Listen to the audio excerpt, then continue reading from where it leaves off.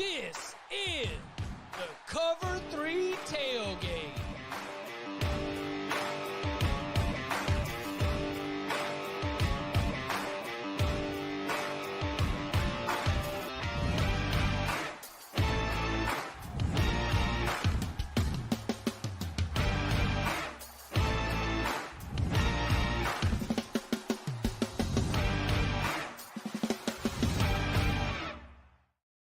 And welcome back to the Cover 3 podcast here on CBS Sports. That's Tom Fornelli. That's Danny Cannell. That's Bud Elliott. I'm Chip Patterson coming to you live at youtube.com/cover3 and everywhere you get your podcasts on demand.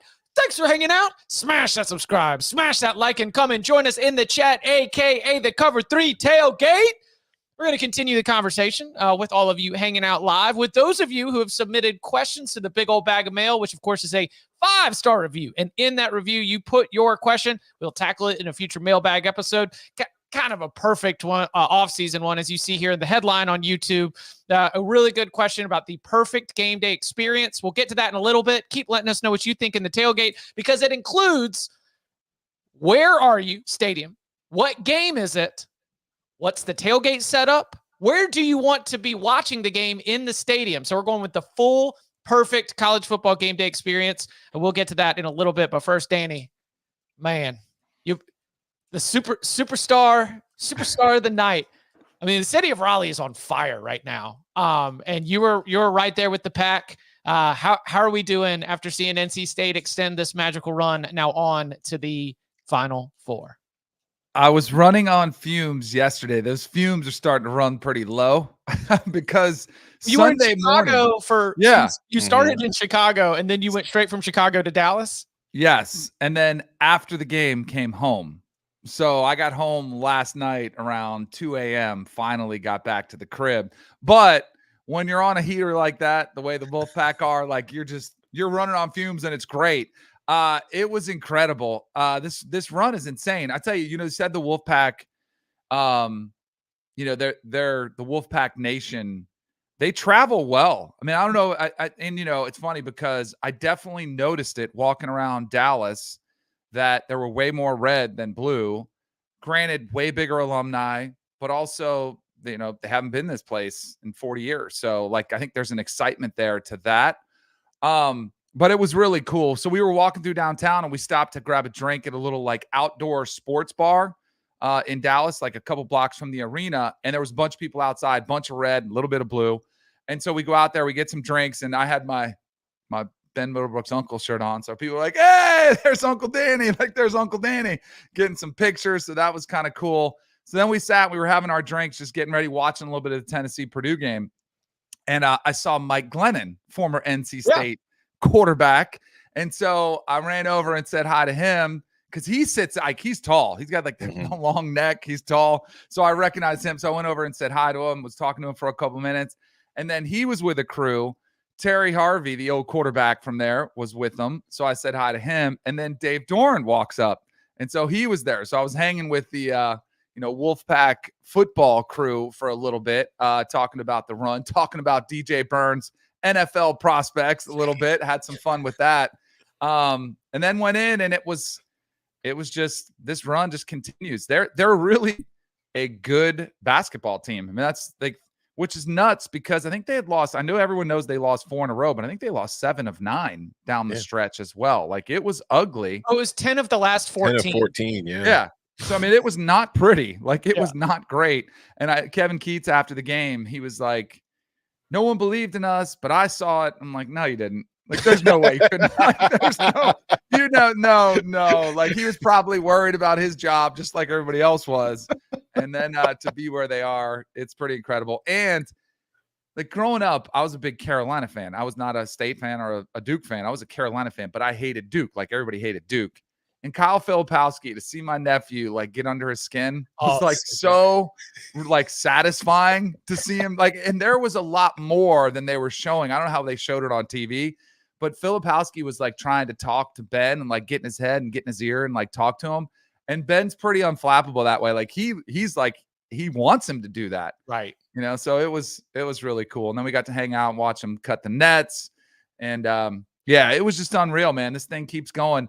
Now the budget for this is pretty insane. Like, it's not cheap. And I want to go to Phoenix for Saturday's games.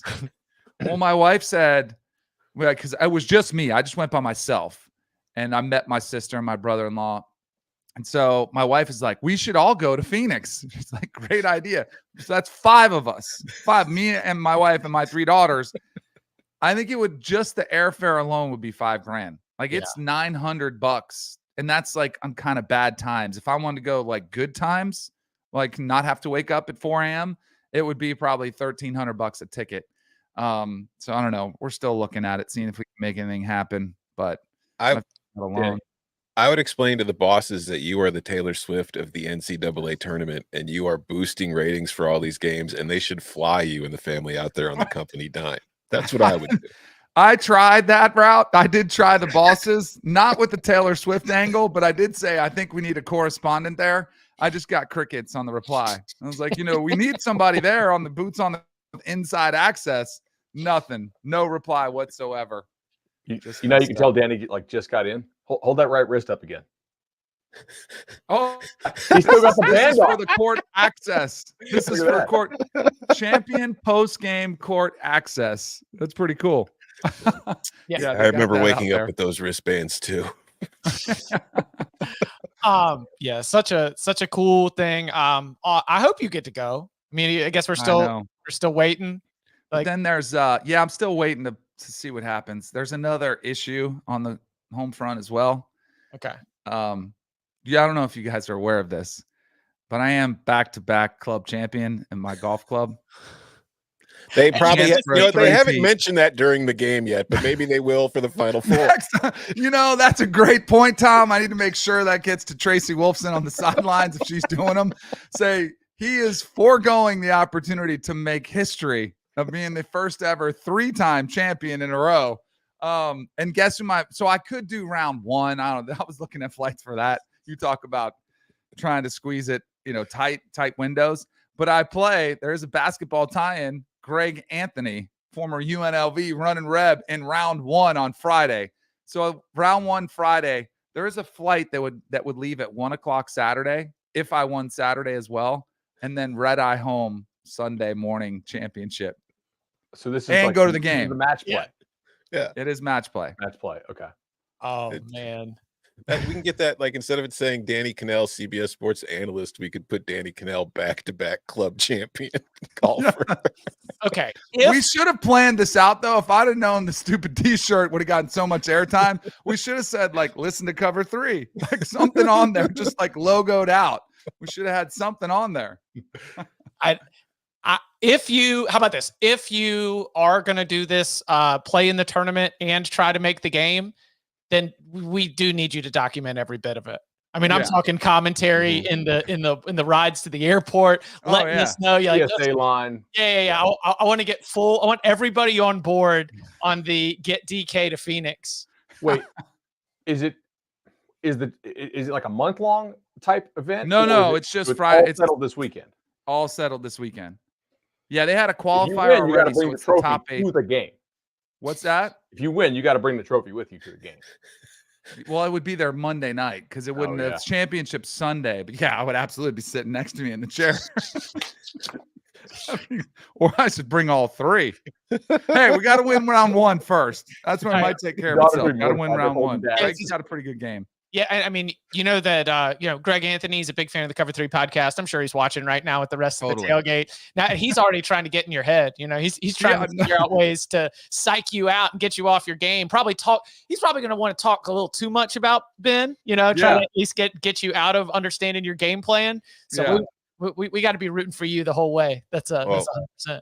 At least Greg doesn't have to worry about UNLV in the tournament these days, so he's got plenty of free time to golf. If you recall, last year, Danny played Greg in some kind of event, and we weren't sure he was going to make the show on time. And he stepped on it and just buzzsawed the back 9 and got here on time. It was. We'll see. Stuff. We'll see what happens. And by the way, be careful today with the April 1st, April Fool's Day. My wife is having a field day with the exposure. You guys see the picture behind me? So last night I get home at 2 a.m. and they're all over the place, including right there in the toilet, right there. I mean, I opened the fridge. There's one in there. Like, it was a little over the top. Hey, speaking of, I have a quick bone to pick before we dive into this. If you are going to do an April Fool's Day joke, do not make what you are pitching as the joke Yes. so awesome. Yes. That I we're know where going you're to be going with this. disappointed when it is April Fool's. And the college football admins on social media have been on it. Like, sometimes you're going to say, look at these cool alternate uniforms. If those alternate uniforms are so awesome that we get sad when we find out it's an April Fool's joke, you've made me sadder than before you made the joke. And if you are FAU football and you put out a graphic that says that your rivalry game against USF is going to be the first ever college football game on an aircraft carrier, now I'm sad because that's not happening. That one was incredible. Yeah. The other one, the Duke blue football field, I thought was really good because, I mean, I was like, you could picture that. Like, that would be great for Duke. Yeah. I'm like, that's awesome. And I was like, oh, yeah. I could see Manny Diaz doing it too. Yeah. Oh, yeah. I could see him absolutely buying in on going Smurf Turf East. Yeah. I mean, Tom, like, people are already tagging us for the auto fire under. Yeah. Like, I mean, you want to talk about it's going to be windy. What about in the Atlantic Ocean? Just a wave hits the ship as you're lining up for the field goal. Just, yeah, it's, you know. Hey, I tell you what, Brian Kelly would still throw the ball 40 times. So yeah, head on a swivel, kids. They're making jokes out here on social media with the April Fool's Day stuff. The aircraft carrier made me a little bit sad. All right, real quick on the news front, we've got Dennis Dodd over at the Dodd Father over at CBSSports.com. He shared some news that I think, based on our conversation, we're somewhat encouraged by, and it is that the NCAA has decided to table any discussions in outlawing the hip drop tackles. And one of the main reasons that they've decided to do it is because they are concerned about how difficult it would be to legislate on the field. I mean, Danny, we got to be glad that we're not going to have to deal with that kind of controversy in trying to decide what is or isn't a hip drop tackle, at least for right now at the college game, right? I think this was our reaction when we talked about it last week. When the NFL announced the rule, it was, let's let them see how it goes before we try it. And they're even going to try it for a year and then come back and revisit the topic. I think it's going to be a disaster at the NFL level. I would predict that in the preseason, they're going to call it a lot and everyone's going to freak out, including players, and then they're going to dial it back, and whether they actually take it off the books or just tell the officials to don't throw the flags as much as you did in the preseason. And then maybe they quietly do away with it.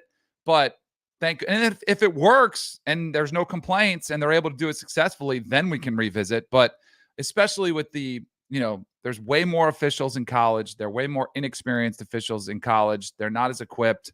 I say, thank goodness they're not going to try this in college football, because I think it's going to be a disaster in the NFL, and I think it would be even worse in college. My official prediction for the NFL is good news for you, Chip. I think that this rule change will make your fantasy football strategy of just drafting all the tight ends a very winning strategy, because I think tight ends are going to be very difficult to stop when defensive backs have to just try to square them up to bring them down. But yeah, no, I echo what Danny was saying about the college game. I'd rather see it at the NFL level for a year just to test it out than jumping right in simply because the NFL is doing it. So yeah, I don't know if it'll be a disaster. I don't think it'll be very fun. I think it'll be a point of contention for fans. I think it'll be something that people don't like watching as they review all these things, but I don't know if it'll be a disaster. It'll get people talking. Yeah. We're going to have a situation in the playoffs where somebody's either called for it and people are pissed because it wasn't called much in the regular season, or on the flip side, probably should have been called by the letter of the law. It's not called because the playoffs and the refs swallow their whistles, or maybe if Mahomes is involved, it absolutely is called like twice on the same play. And, to me, it's just a tackle.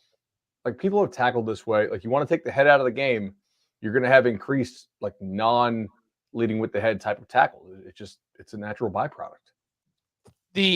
And it is the definition of the action that the NCAA is, and I think that was it is not often we come out here with some great headlines like, man, you know what, the NCAA is really being sensible about this. But the coordinator of officials, Steve Shaw, has been doing this for a really long time, and he said to Dennis. He said the conclusions from this year's meeting was that we needed a solid definition of the action. We need weighting is an excellent way to teach players how to avoid this technique so that we can ensure we can administrate it. The fact that it's so confusing into understanding what the line is going to be, what the intent is going to be for the hip drop tackle is it's going to be difficult to be able to feel confident if you're a defender that you are not doing it in those types of situations. So I'm glad that the NCAA is going to at least sit back and see how it goes at the NFL level here. There is a chance. Let me make sure we hedge a little bit on the take, and maybe Bud's right. Maybe it won't be that bad. I mean, the horse collar tackle was probably something that was controversial when they said they weren't going to do that anymore. And it's pretty, they wanted to get that out of the game because players were getting hurt with that one. It's pretty, they monitor it and officiate it pretty, flawlessly. There's not many issues with that. So maybe it could go that way. I just think I think to Chip's point, to be able to decipher what entails it when they're talking about these three factors they're looking for, I think it's going to be really hard to tell. And really at the college level, like that's the Jordan Travis injury is the one they're pointing to. Like if you want to see the tackle at the college level that is drawing a lot of, drawing a lot of attention when we're discussing this, it is Jordan Travis getting dragged down by the North Alabama defender, leading to a season-ending injury and creating all of the drama that was Florida State's conclusion to the season. So, you have that, but it doesn't mean that we should overreact right away. We should not put in the Jordan Travis rule right away without being able to see, how things go at the professional level as well. I don't even know how much they still hit anymore in NFL practices, but do you think, like, if you're a coaching staff, are you having your players wear jerseys in practice that just are like a different color of like, this is where you can hit a guy? Like I would do that with all my offensive players, like on their shirts, I would have like a big blue, like midsection area and say, this is where you hit them, just to have them practice doing it. Small blue midsection area, because we're shrinking the strike zone. Mm-hmm. I mean, look, wear a cummerbund and say, this is where you can tackle. It sucked what happened to Jordan Travis, but like, I don't think that's a dirty hit. That's just football. Mm-hmm. Yeah. I mean, that's the thing that's the thing that's incredibly frustrating to me. And it's been happening in this process for the past 10, 15 years. They're trying to make a dangerous game safe. Yeah.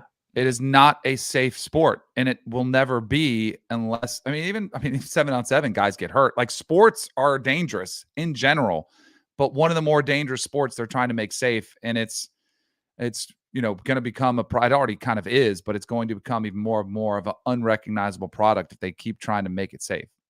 Like there's certain things you could do, and they did with boxing, which is probably like the closest comp we can have to football. Like they took away people rigging the gloves to where they're frozen or dipped in whatever. Like you can't put anything heavier in the gloves. Like they penalize you if you are repeated kidney shot type thing, or if you're hitting late or below the belt. But ultimately, like the crux of the sport is still like you're punching other guys in the face, right? Like football is not real fun without the hits, at least not to me. Like I think the hits are a real part of it. And I think a lot of folks in the chat probably agree. Don't you think though? Like, so again, just to play devil's advocate a little bit, because I think the sport already, people said the same thing when they got rid of jacked up, they can't do jacked up anymore. Yeah. And they have taken the head hits out and there's less violent collisions, but the ratings are up. Like people are still watching. Like, I just wonder when we reach that tipping point where it really does go to a place where it's, oh, that's not football. But like it kind of already is when you look at, the whole thing with quarterbacks now, they can't land on them, which again, that was another one at the beginning. I thought they over legislated it. They called it way too much. Now it has to be a little bit more obvious. But historically, like how, defensive tackle running up the middle, sacks the quarterback. Yeah, he's going to tackle him and land on him. Now they're like delicately trying to, roll off them, set them down, go around the side. But ratings are an all-time high, so like people have not stopped watching as the game has gotten safer. I just wonder when we reach that tipping point where people do check out and be like, no, this isn't what I wanted. There's like a shocking amount of folks out there who think sports are rigged. And I think that's nuts for the most part. But like anytime you allow officials to make more of an impact on the game, that only kind of fuels that fire. Do you think that's got a better chance of turning people off than the lack of violence? Like if they truly start to doubt the integrity of the Mhm. competition. Yes. Yeah, I think so. I think that's the tipping point is when people are just like, when they are no longer drawn by turning something on and saying, I don't know what will happen. I want to watch this and I want to watch this live to see what will happen. I think that's a bigger threat to people checking out. That I don't think we will get to a level of softness in the game that will have people like, this isn't the sport that I knew, because a lot of people are like, yay, touchdowns, woo, go points. But if they think that the integrity is in doubt, I could see that being something. If it continues to be pervasive with the NFL is rigged crowd, if they get louder and louder, then that could be the where we see things turn. Also, I mean, going back to Danny's point, like how viewership is still rising. I don't know. Like the NFL is a weird kind of special unicorn in that it really doesn't matter what that league does, people still watch it. It's like the one sport in the country where I feel like they could, it could be like flag football next year and they'll still get better ratings than other leagues just because everybody is so used to watching and following the NFL. So I don't know. What is the NFL gold bars or something? Yeah, it's like the gold standard of sports in America. Yeah, it really is crazy. I know we're going to move on to a different topic, but just tying it in with NFL kind of. I don't know if you guys saw the UFL action over the weekend, but RIP to the chain gang, the yardage markers. Do you see what they were doing? I thought it was pretty cool. And I think it's something where I think we got a glimpse of what the future is going to look like. And I think it's going to come sooner rather than later now that they've seen it happen. With the technology they use to determine first downs or not. So they have the chip in the football, and they're not necessarily using it on replay just yet. But when they put the football down in the field, as opposed to running out the chains, stretching them and saying, oh, and they're going to go like this, they went very much like a tennis, like Wimbledon, US Open. They go up to the high angle and they come down on the football and it says up 5 inches short. And then it's just like, all right, there you go. So I think that's the future of what we're going to see. And then it'll save a lot of time, like, because it takes forever to get those old retired dudes out there across the field and then run all the way back. It's way more efficient. And I think it's going to happen sooner rather than later. Can I ask you guys a question since we're on the subject now of the UFL? Like, I know people in our industry who are paying attention to it. Like, we'll talk about it and watch it. But of your friends and family who aren't like working in sports, has anybody ever mentioned that league to you or asked you about it? Yeah, okay, that's the same here. I am genuinely, I don't want to say shocked, surprised that they have Joel Klatt on and Kurt Menefee. Like, those are big voices on a game, to your point, Tom, that nobody is watching. Yeah. Like, no one is watching that. And there aren't even that many fans there. I mean, it is but no one watches minor league football. Like, the expectation should not be this should rate. It should be that's minor league football. It's an opportunity for guys to maybe one day play in the NFL. Sell it as a watchable, like, popular American sport. I don't think it ever happens. And it's also it's not even like AAA or AA, because that's college as far as like relative to the NFL talent ratings wise and potential wise. Like, this is like, it's like indie ball. You know, yeah. Like the vast majority of these guys we know can't play in the NFL. You know, a lot of them are like washouts. They can't cut it there. So at least when you're watching college, like, oh, those are kind of the stars of tomorrow. Oh yeah. You know what I'm saying? Like these guys are like they're what 99.9% of them are pretty much just washed. Like, they can't play in the league.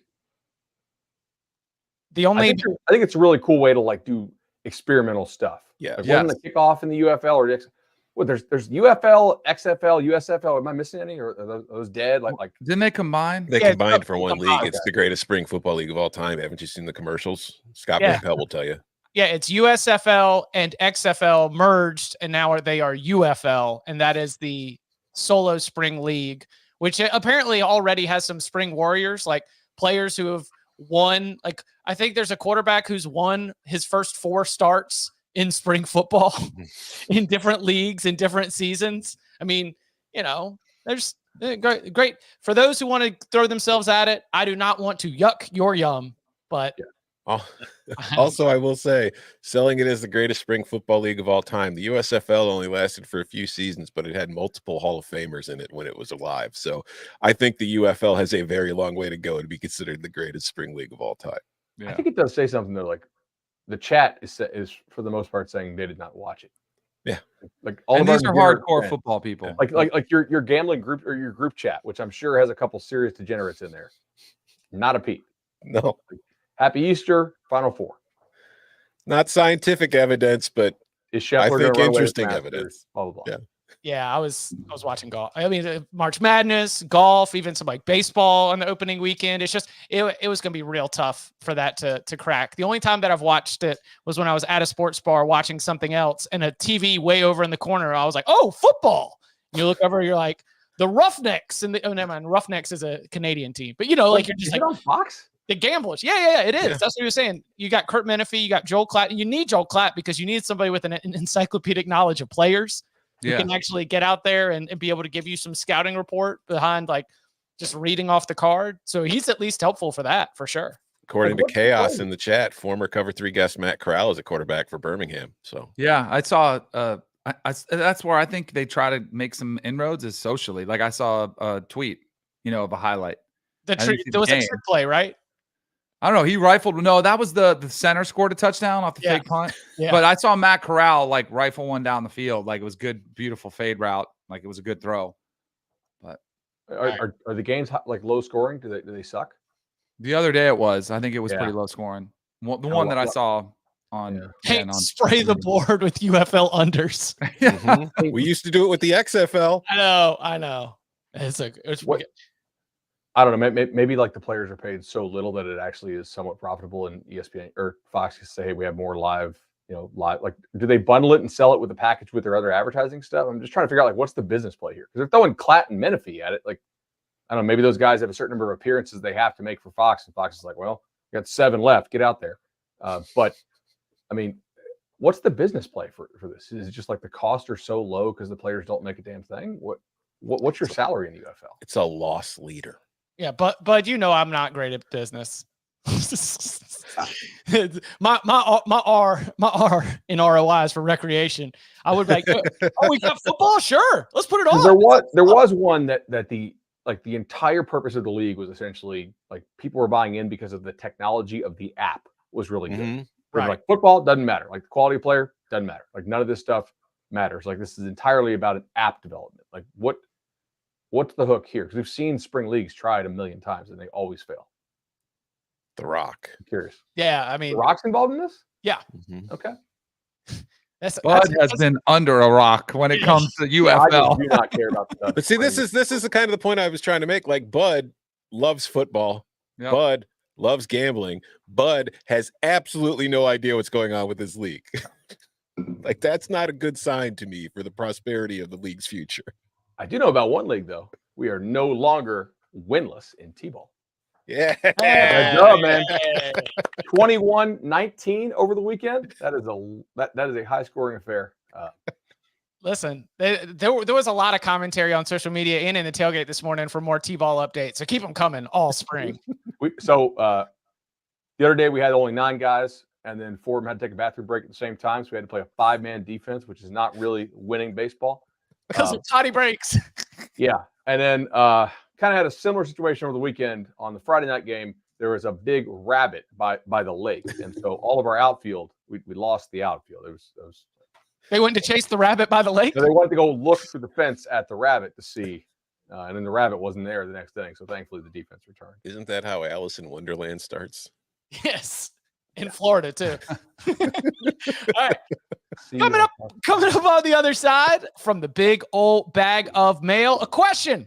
What is the perfect game day experience? And a lot of Michigan players in the NFL draft. Maybe you've heard of it. How many might end up with Jim Harbaugh? We'll get into all that and more next. It's time for a little all-star college basketball. It's the Reese's College All-Star Game, April 5th on CBS Sports Network.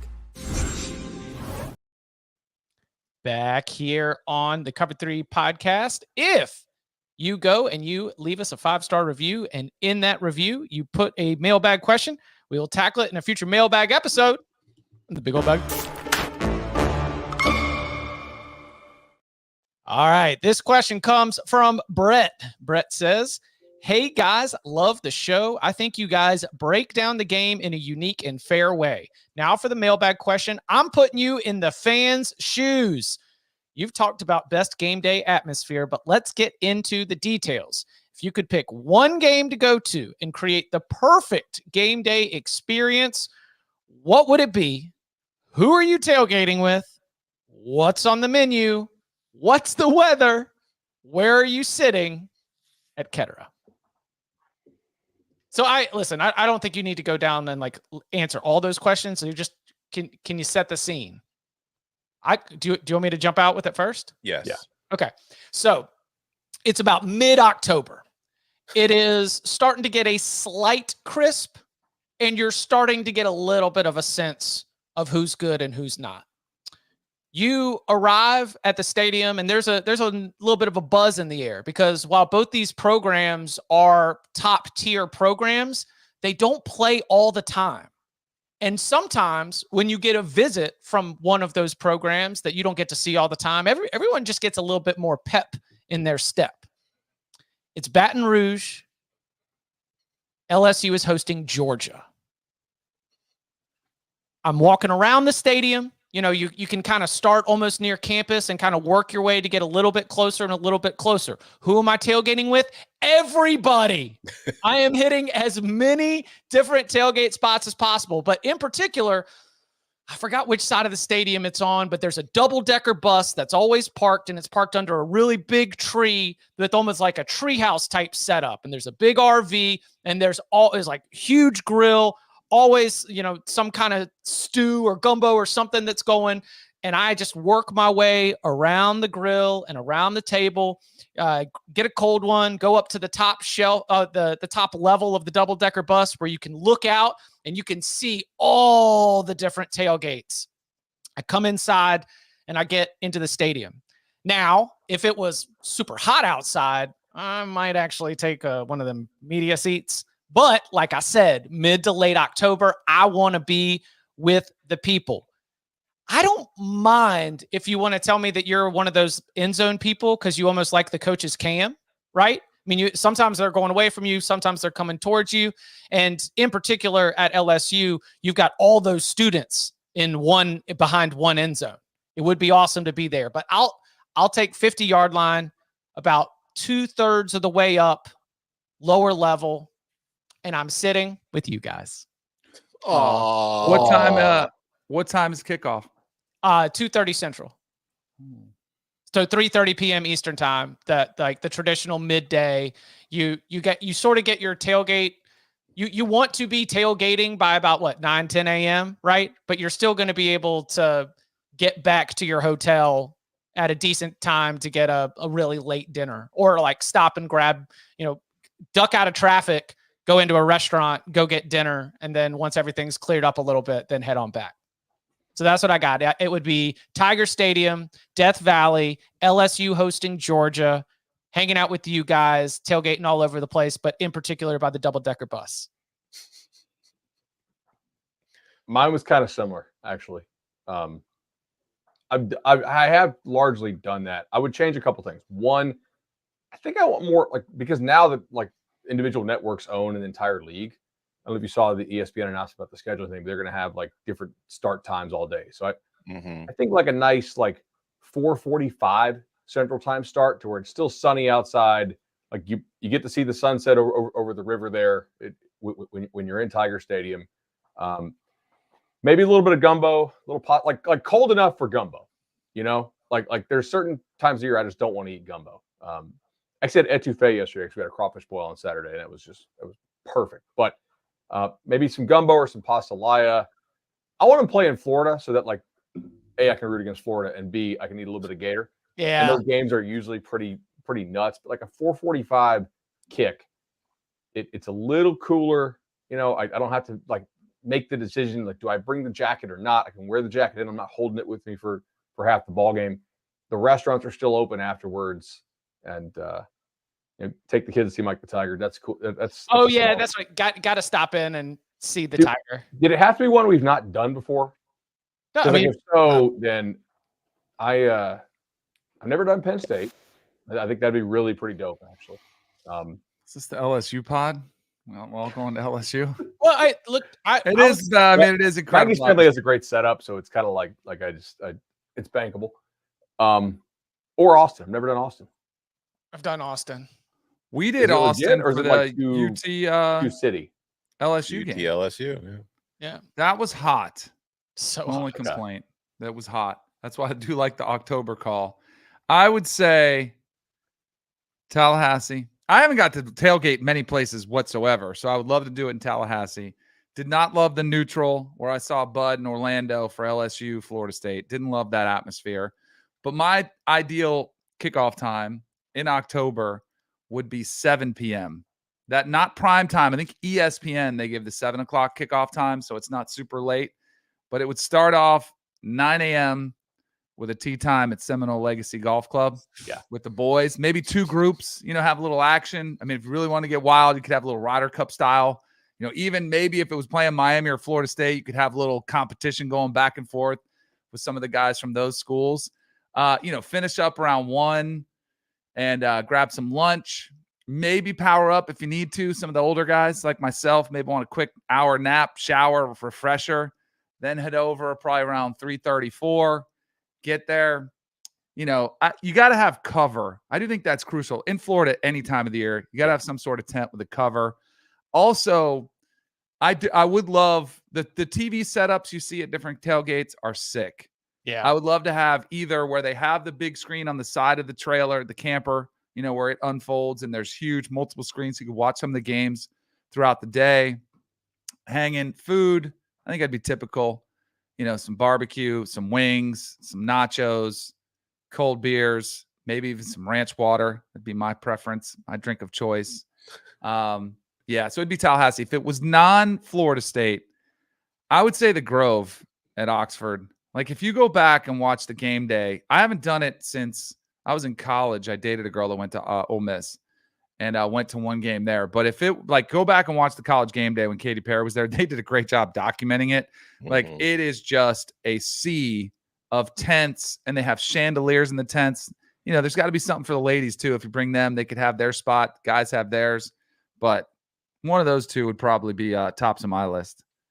RV lot is a great call out, by the way, because it's fenced in. There's not a lot of in-out traffic. Everybody gets there early, so you can just let the kids run. Not totally unsupervised, but pretty much just let them run because nobody's driving in and out of the RV lot. Like once you're there, you're there. It's self-contained. First of all, at my age, the ideal Saturday is just being at home with multiple games on all day and watching them without having to do any work involved. That would be my ideal Saturday. But in the spirit of the question, I will say, the times of days you guys are choosing, I think the 11 a.m. Central kickoff is a little underrated for attending a game because especially when I was in Champaign, you would be out on Friday night, you and your boys hanging out, and then you would pretty much make your way from the bars to the tailgate in the morning. Maybe you'd grab a little nap or something for a couple hours, because my friends' apartments were right down the street from the stadium. So you could sneak in there, get a little nap, and then make your way out to the tailgate. Then you'd continue tailgating. You would go to the game. And then the game's over by 2:30, and you can go home and either just pass out or you're home in time to watch all the other big games because you were an Illinois fan in the early 2000s to school, and it wasn't like they were playing in a lot of big games. For the question, there's a ton of places I haven't been that I would like to go, and I won't, but I would love to be at Husky Stadium for a late night Pac-12 after dark kind of game, but where it's sunset in Washington at the time, in Seattle, out on the Sound in a boat, tailgating before the game, and then make my way into the stadium as the sun's setting, all that kind of stuff. That would be pretty credible. That was on my list too. There, I will say Oklahoma is super underrated as far as how into the collegial spirit of the game their fans are. They're really welcoming. They're not dicks about it. Hey, come on to our tailgate. When Florida State went out to play there in was it 08 or 09? Lost by 60. Jimbo's first or second year. Who's the really worst? Really nice folks. Because I think most people I had a buddy of mine that was this is probably 15 years ago. His wife said, I want to take them for our wedding anniversary to a football game. Where do I need to go? Neutral. They were from New England. It was when I lived in Connecticut. And I gave them a list. And they ended up going to Bama LSU. And they went in with like no strings attached. And like I think they were rooting for Bama, but it was in Baton Rouge. But like they like loved both sides. Like people were like, come on in, have a drink with us. You need something to eat. And then the other side, like, and then like everyone seemed, but who's the worst? I think most college tailgates are kind of like that. You know, like they're pretty friendly. I would say whatever, they already hate me. Miami. I just like they just kind of with the stripper and like poles. fist fights break out. Like it is. It's so many of them violent tailgate. So many of them didn't go to the school, you know. And right. it's hot. Like there's no grass to tailgate on. It's just all blacktop there around the stadium. It's very fighty, you know. Yeah. I had Wisconsin on the list. Definitely a place that like seeing on TV to be pretty incredible. I mean, Tennessee's legit. Have you done the Vol Navy? No, but I want to. After seeing McCarthy do it, looks pretty cool. As far as seats, like I was on the 50 in player seats in, was it 09 or 10 that Julio, like Bama couldn't score at all against LSU all day, and then Julio houses the bubble screen for like 80 yards. Those are pretty cool seats that we had through a hookup, and yet it's not a great viewing experience to be like first row on the 50. Like it's cool selfie wise, it's great, but it's actually kind of hard to see what's going on in the game, especially depending on the stadium, like how low you are. If it's a stadium with like fairly low walls, you really can't see unless you're tall, like real tall. Yeah, that's why I want 2/3 of the way up. Yeah, you know, like I want the press box. There are stadiums where I'm so thankful for being in that press box. But it's not even just the amenities; it's just being able to see everything. I want the athletic director suite. Let's see, Max in the Cover 3 tailgate. I cannot speak to this, but he said that Texas Tech is hyper unwelcoming, adding, if they lose, Texas Tech fans will key your car. Doesn't surprise me. Just I feel like there's a chip on or a tortilla on those shoulders a lot because of the way like the rest of that league views Lubbock. Yeah, that's because the welcoming part and the collegial spirit, you know, that you're talking about with Oklahoma, that to me is, you know, the question saying like, what's the best college football experience? The college football experience is that collegial welcoming. Like, let's all get together. This is so much bigger. Like, this is a community event around a football game. Let's enjoy the community event together. Go in the game, cheer for our team. One of us is going to win. One of us is going to lose. But for right now, you know, let's enjoy each other's company. Let's not, you know, start fist fights and spit in each other's faces and key cars or, you know, whatever else might be happening out there. And God, that Miami blacktop tailgate situation is angsty. It's really angsty. And it's not exactly kid friendly either. I mean, they have the scenes with the stripper poles out in the parking lot. Well, see, now this is starting to sound better and better. I mean, watch the videos and get back to me to see if those are the type of scenes that an adult, not kid Tom, wants to see. Skeptical. Okay, so let's see. Penn State bad? I haven't been to Penn State for a game. I've never heard bad. Yeah, I've never heard of bad experiences. Penn State is in the middle of nowhere. Like, there's no way their tailgate experience can suck. Otherwise, like people wouldn't go, right? Like that's a hike to get there. It's got to be good. I have never been in a tailgate situation at a college game that wasn't fun and collegial. Yeah, at least not one that was made by the campus or school. Like if you did a poor job prepping for it, then that's kind of on you. But that's true. I don't know if they still have these. I'm sure they do. But when the first time I saw them was when we were in Austin for the UT LSU game, because I remember walking into the stadium and seeing like all these very similar looking tents.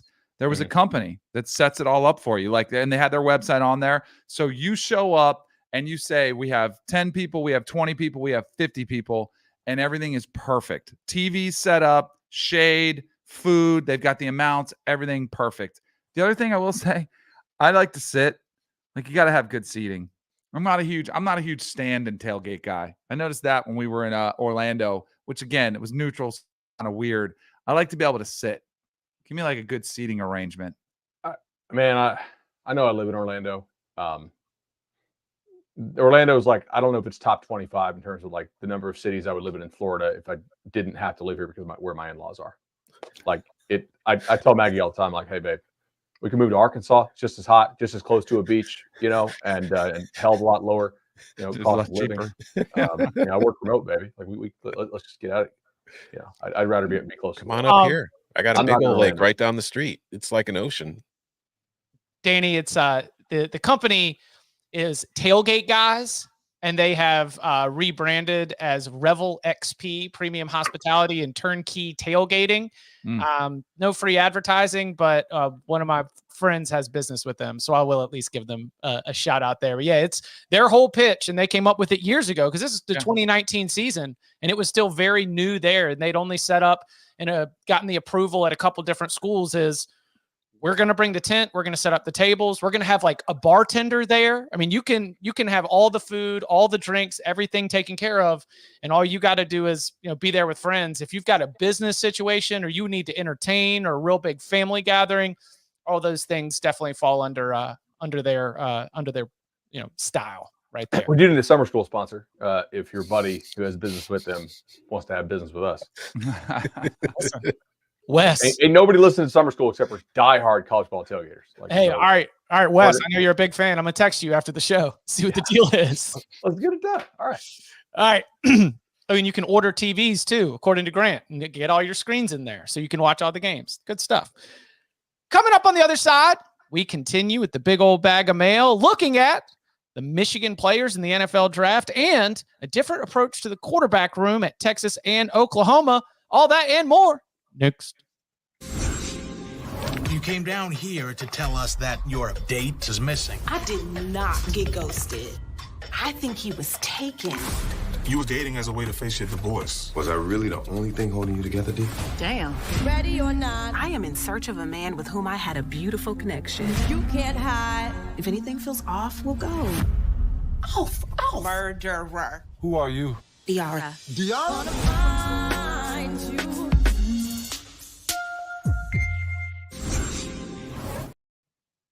I mean, Danny, I just think about Mo Diarra every single time. Every single time we see that, I just can't help but think about him. All right, this one is a two-parter from Michigan Noel. All right, the first part: Chargers have 7 draft picks over or under 1.5 Michigan Wolverines drafted by the Bolts. Over. Over, yeah. Wasn't Harbaugh saying they were going to have 19 guys drafted is what he was telling Feldman this summer? 18, I think. 18. I could see him using. Matt Miller has 15 listed. Right. 7 round. Well, do we have a CBS 7 round we need to be referencing before I get in trouble for referencing ESPN? I don't know. Not me. I know that. Okay. Doing one round. 7th round. We'll duck off. I would say over easily. I could see Jim Harbaugh using a late round pick to try to set or break the record. Because that's what they're doing, is they're chasing Georgia for the most players taken in one draft. And there is 100% a chance that Harbaugh would have that in mind. Because I mean, it's just a late round draft pick. I mean, you're just going to invite him in, give him a chance. Who knows if he makes the 53? So I say over. I have a mailbag question. Yeah.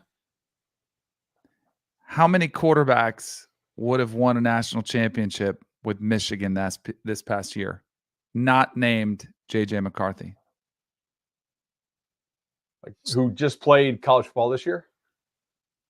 If you would have had a quarterback not named J.J. McCarthy, and you could have inserted Drake May, Michael Penix, Jaden Daniels, keep going, like how far would you go? How many quarterbacks would have won in that system? 25? No. That seems high. Yeah. Slightly. Not a lot, though. Okay. I'm more with Chip on this one. I disagree because I think a lot of what Michigan did was you look at the raw numbers of the pass attempts, it looks like they didn't rely on J.J. McCarthy. You look at how they used McCarthy and when those pass attempts came, they were very reliant on J.J. McCarthy. That offense was basically third and J.J. They would run for a yard on first down. They would run for 2 yards on second down. All right, 3rd and 7 or more. Go get us a first down, JJ. And if you look at the numbers, he was incredible on 3rd downs and keeping the drives alive. So I don't know. I don't think he is. I don't think they're. I think like a Michael Penix, a Drake May, a Caleb Williams, all those guys, they would have won a national title with too. But I think there are a lot of guys. I don't know if Quinn Ewers is as good on 3rd down as JJ is with the throws that they're asking him to make. You know what I mean? So. And McCarthy did make plays, like in the championship game, for example, where you were like, "Oh wow!" Like, if Michigan did not have JJ McCarthy right there, they could have been in trouble. And some against Ohio State too. Like that one throw is really risky, but he actually hit it. So, and he's really good at that throw too. That's like he made that like 5 times during the season. The thing that's been frustrating for me is to hear all the draft gurus say he's a winner. He's a winner. Like that to me is the dumb. Like I get what they're saying, and I think he's got all these intangibles. I think he's a great salesman for himself in those meetings, and Jim Harbaugh is his biggest pitch man for him. Sure. And I don't want to throw Florida State guys under the bus, but EJ Manuel was a winner. Christian Ponder was a winner. Like just because you win in college where everybody around you is better than the other team doesn't mean it's going to translate. Like that to me is a big red flag if that's the number one thing people are talking about. To defend the draft gurus, I don't know if they care as much about the fact he was a winner. The teams do. You hear it from the team personnel how important it is to them that he was a winner. I don't think there's any way he's in the top 3 quarterbacks. Like, and there's this whole push how he's going to be taken number 2 by the Commanders. I don't think there's any way he goes over Caleb, no chance, Drake May, no chance, and Jaden Daniels. I think he's the 4th quarterback off the board. You might be surprised. Ooh, I think. Action. All right. What about? I've already got a bet on JJ in the draft this year. I can't afford Jason a second Bean. One. Does Michigan win the national championship with Jason Bean? What about Stetson Bennett? What if Stetson Bennett transferred for a 7th year of eligibility? That's a winner. Stetson Bennett's already won 2 titles. Of course he could win with probably. Michigan. What's weird about Michigan is like they don't have a lot of first rounders in this draft. I think next year they probably have a couple other than JJ. But I was looking at that 7-round mock. They have 7 guys between 45 and 105.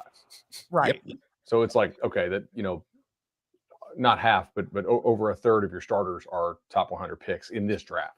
And that to me is like when we're talking about looking at Michigan and thinking about the structure of that depth chart, because it's not first round picks that are gone that concern me. It's the overwhelming number of pros that make up all the other parts of that team. So I'm very interested to see. All right, what about Jordan McLeod?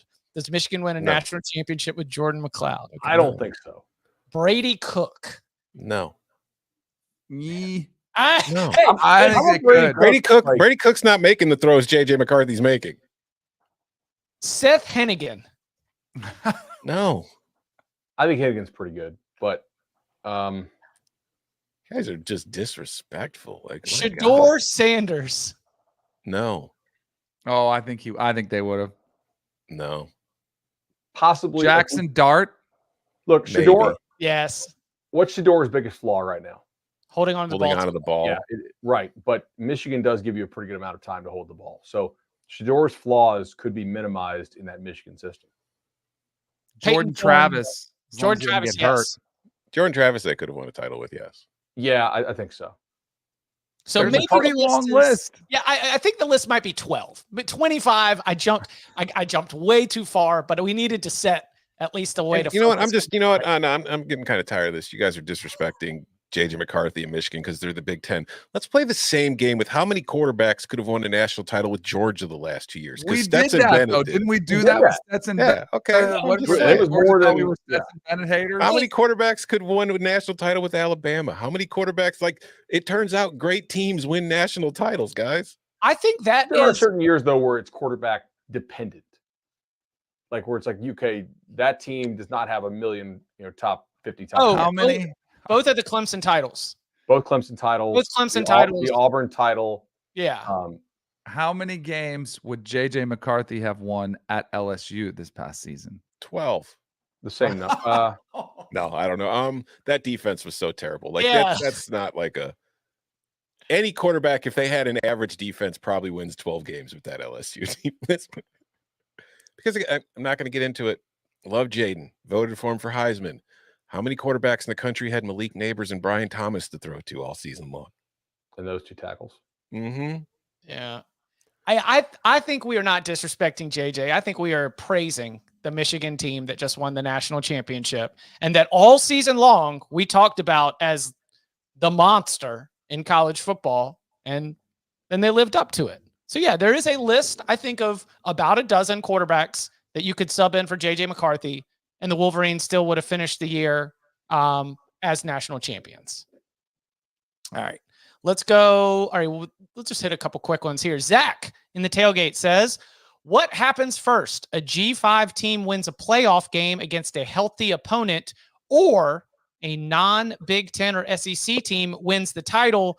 And clarified, do either happen in the 2020s? So we're about to expand to a 12-team playoff in the upcoming 2024 season.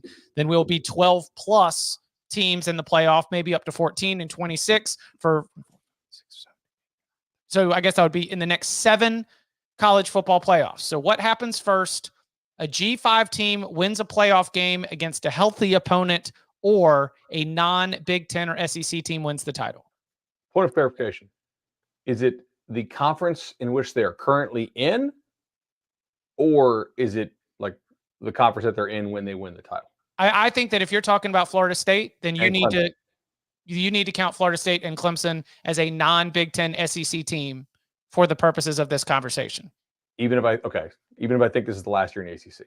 I think G5 wins a playoff team before Florida State or Clemson wins the title. I was going to be mean for a second. I'll drop. All the G5s are getting gobbled up, though. That's the problem. Like, the quality of your best G5 team is a lot worse than like the best G5 team 4 or 5 years ago, because they keep getting promoted. I agree, but Memphis is still there. Memphis, Liberty, Tulane, Boise. Yeah. Boise State beat Oklahoma in a game. I think a G5 team has a better shot of beating a Power 5 at-large playoff team than somebody outside the Big Ten or SEC does. Because they're going to be playing. They're going to be playing a team that did not win its conference championship, and possibly based on being the highest at-large, might have lost in the conference championship game like 2 weeks earlier.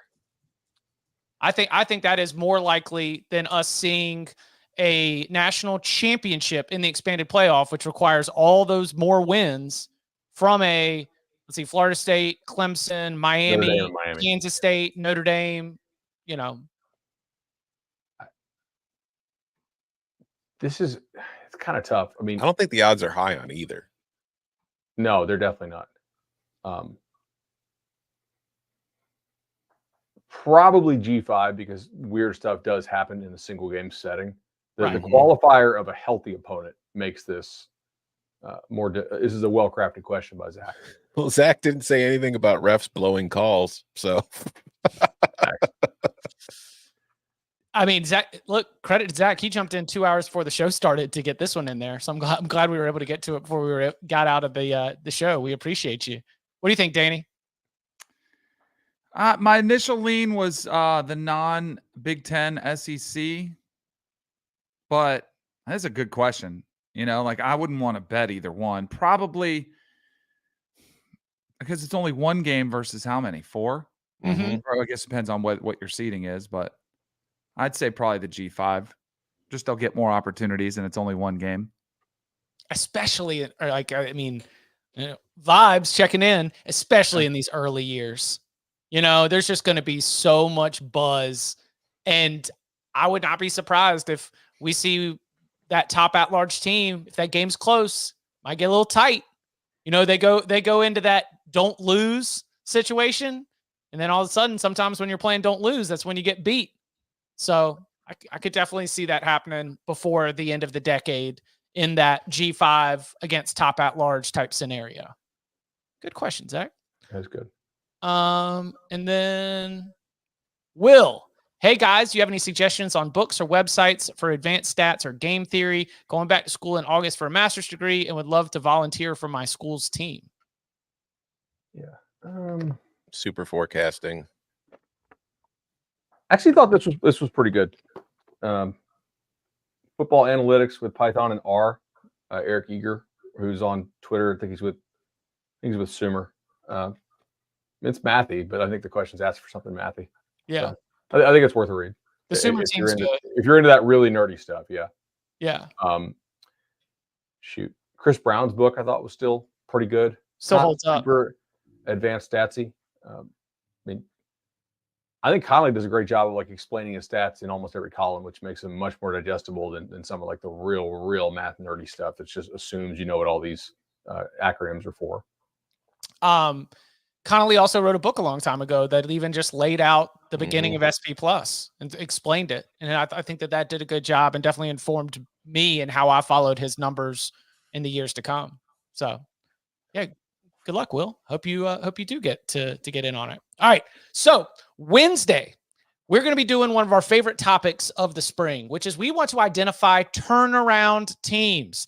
Every single year, we see big jumps in win improvement. We see big jumps in terms of, the level of competitiveness. Are you just trying to be a bowl team? Well, now are you a dark horse conference title team? We want to find the programs that we think have the potential to make a big step forward, a big turnaround in the upcoming season. So Wednesday, turnaround teams, come and hang out, offer your suggestions in the tailgate.